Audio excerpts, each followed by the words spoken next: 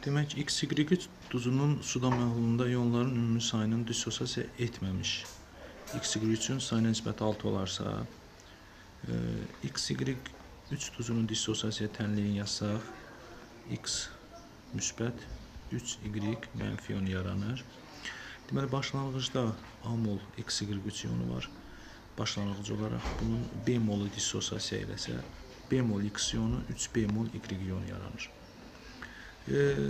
Sonda XY üçün dissosiasiya etməmiş mol miqdarı A minus B olaraq qalır və B mol və 3B mol uyğun olaraq digər ionlardan qabda yaranır.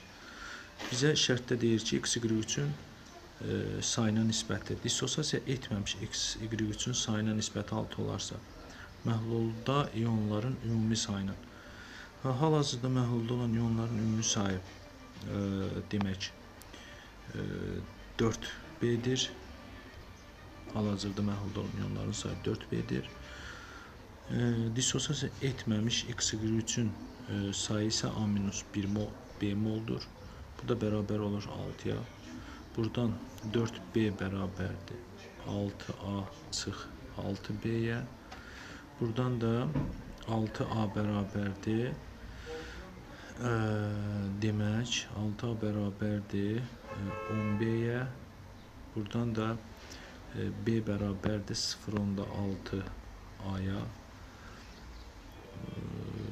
Demək, belə nəticə çıxır ki, B 0.6A-dırsa, deməli, başlanğıcda A mol idi.